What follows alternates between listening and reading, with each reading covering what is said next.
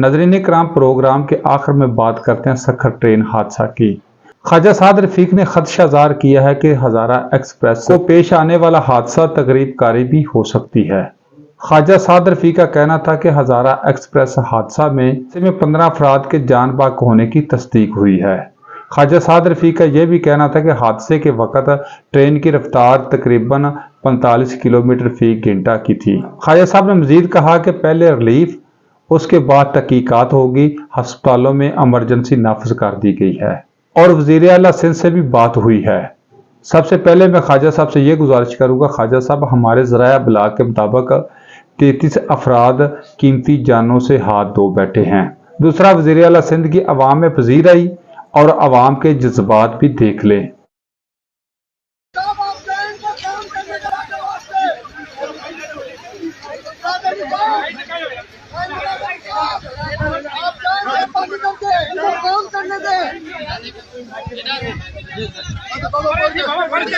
कोई सियासतदान छड़ियो बाहर निकल काम कर दियो कर ले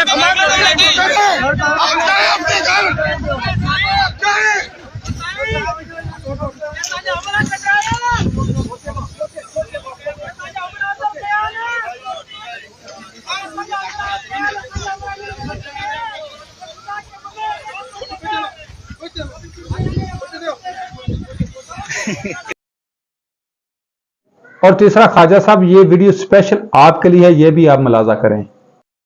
पाकिस्तान जिंदाबाद। ये है ट्रेन का असल हादसा। ये लकड़ी टूटी है। अब दो ट्रेन को जोड़ने के लिए लकड़ी लगाई गई है, जोड़ने के लिए। पाकिस्तान जिंदाबाद। ये सिंध हमारी। ये है बकुआ, ये ना टूटती लकड़ी और ये डब्बा कल्टी ना होता।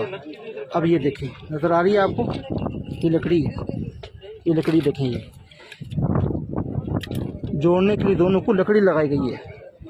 अल्लाह अकबर, अल्लाह अकबर। मोहतरम ख्वाजा साद रफीक साहब, इस वीडियो के बाद किसी इंक्वायरी या तहकीकात की जरूरत बाकी रहती है? होना तो ये चाहिए था, जो हो गया सो हो गया। रिलीफ अपनी जगह पर, लेकिन इतनी बड़ी मुजरमाना गफलत बरतने वाले अनासर को मेरा नहीं बल्कि पूरी अवाम का हर जी शोर पाकिस्तानी का मुतालबा है, उनको इसी जगह पर लटका कर इंसाफ के तकाजे पूरे किए जाएं और लोगों को बताया जाए आपके टैक्स से पलने वाले ये कोई मुकद्दस गाय नहीं हैं, ये आपके टैक्स से तनख्वाहें लेते हैं, तो इनका हक था आपको तहफ़्फ़ुज़ देना, आपको आरामदा सफर मुहैया करना। ये अपनी जिम्मेदारी में नाकाम रहे हैं और इनका अंजाम यही है।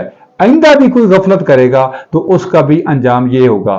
ख्वाजा साहब, ये बयानात देने से, तहकीकात करने से और कमेटियां बनाने से कुछ नहीं होगा। अवाम फिल फौर इंसाफ चाहती है और इंसाफ का तकाजा यही है, इसी जगह पर उस हर मुजरम को लटकाया जाए जहां ये कीमती जानों का ज़िया हुआ है। बहुत